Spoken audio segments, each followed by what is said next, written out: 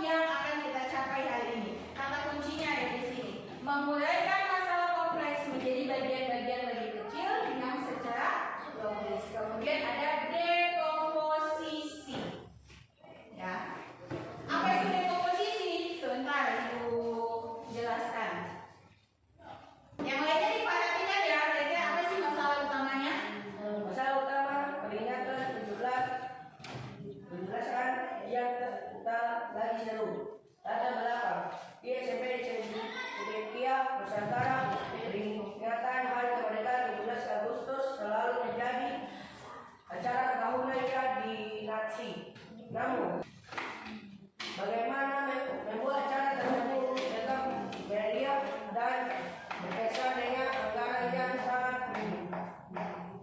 Ini bukan lagi masalah sederhana, melainkan tantangan yang membutuhkan cara berpikir yang berbeda dan solusi yang benar-benar kreatif. Oke, terima kasih Siva sudah dibacakan. Yang lainnya sudah baca, sudah dengar apa yang disampaikan oleh Siva? Ya.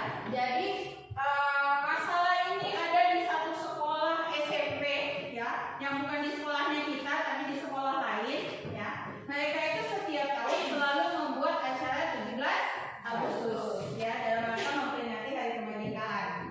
Gitu ya. Nah, biasanya acaranya itu selalu ramai, tapi dalam 3 tahun terakhir antusiasme pesertanya itu sangat sedikit ya. Karena salah satu alasannya adalah lombanya itu saja, balap karung, makan kerupuk, masukkan paku dalam botol ya, sehingga pesertanya atau siswanya ini menjadi merasa bosan. Apalagi masalah berikutnya, keuangan, anggarannya dipotong ya, dipotong sebesar 30%. Ya, jadi ada 2 tantangan yang harus dihadapi panitia ketika akan membuat acara ini. Yang pertama, cara membuat acara peringatan ini kembali menarik minat ya, atau semangatnya siswa untuk ikut. Yang kedua, bagaimana biar acara tersebut tetap menyenangkan, tetap meriah meskipun dananya itu lebih sedikit. Di sini kira-kira siapa yang punya ide? Kira-kira apa yang harus dilakukan? Ganti lombanya, apa lagi? Oke, jadi hari ini fokusnya kita adalah menyelesaikan masalah ini, masalah panitia ini, ya, agar mereka tidak pusing, ya. Kita bantu untuk menyelesaikan. Caranya bagaimana? Caranya tadi adalah dengan berpikir komputasional. Oke, masalahnya sudah dipahami ya. Sekarang Ibu jelaskan sedikit mengenai berpikir komputasional. Jadi berpikir komputasional itu adalah cara berpikir ya, untuk memecahkan masalah besar menjadi tugas-tugas yang lebih kecil. Masalah besar dipecahkan menjadi kecil. Ya. Ada 4 langkah ya yang bisa kita lakukan untuk berpikir komputasional.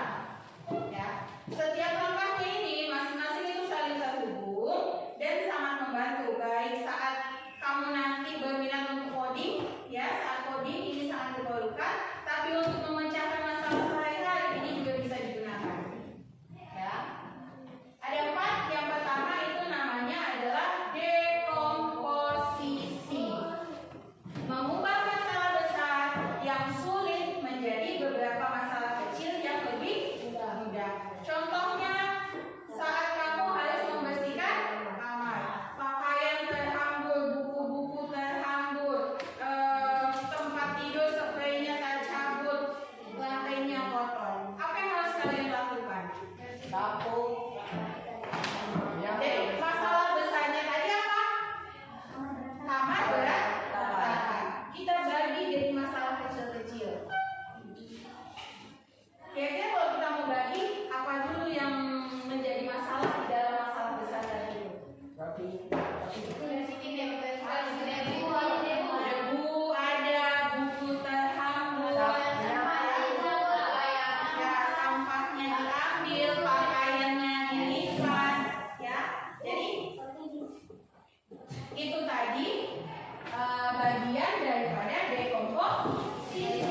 Ya. Jadi masalah yang besar tadi itu kita pecah menjadi masalah-masalah kecil.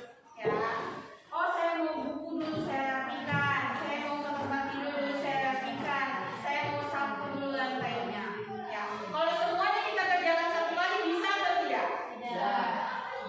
Jadi langkah langkah. Ya. Jadi ada 4 tadi bagian berpikir komputasional, apa saja?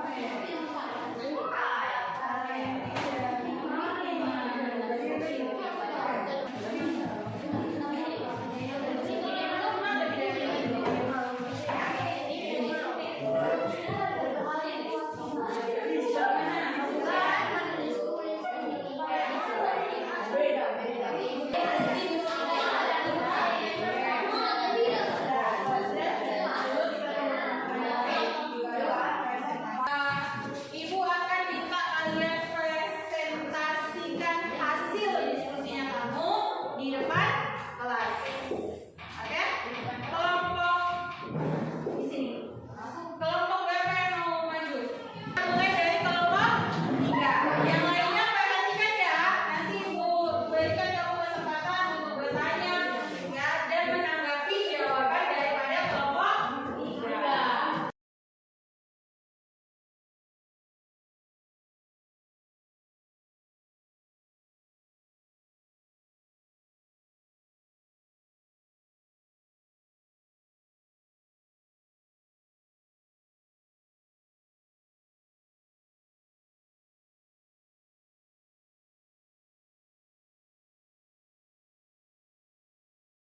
Ibu kasih penguatan untuk kalian dari beberapa kelompok yang presentasi ya.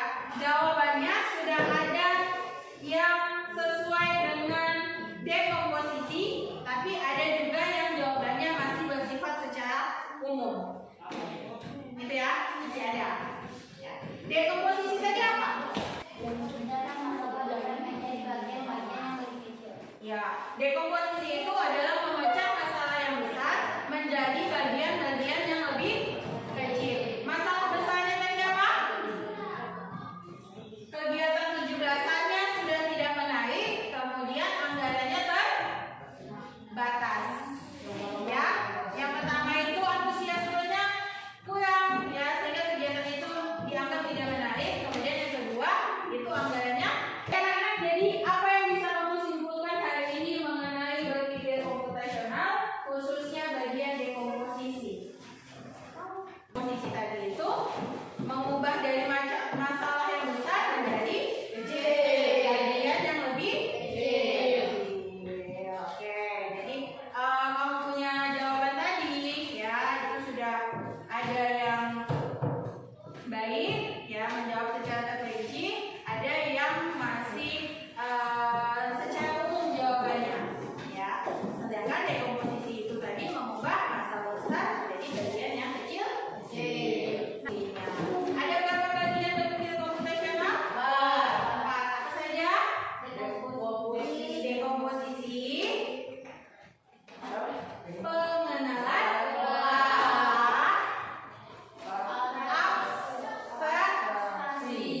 abstraksi, dan yang keempat adalah algoritma. Oke, bagus. Nah, menurutnya kamu pembelajaran kita hari ini bagaimana? Oke, terima kasih karena menurutnya kalian pembelajaran yang dilakukan hari ini itu seru. Ibu akan usahakan pembelajaran berikutnya lebih seru daripada hari ini. Ya, oke. Jadi pembelajaran kita cukupkan sampai di sini, ya. Kemudian Ibu harapkan ketika pulang kamu baca-baca lagi mengenai berpikir komputasional, terutama bagian dekomposisi, ya. Kemudian cobalah, ya, berpikir komputasional tadi ini kamu gunakan untuk menyelesaikan masalahmu di kehidupan sehari-hari. Mulai dari yang sederhana seperti merapikan kamar, ya, membersihkan dapur atau membersihkan rumah, ya, bisa kalian gunakan pola berpikir komputasional di situ, ya. Oke? Tepuk tangan dulu untuk demikian pembelajaran hari ini. Karena tadi dibuka dengan doa, maka kita tutup dengan doa. Franciscus, silakan diulangi.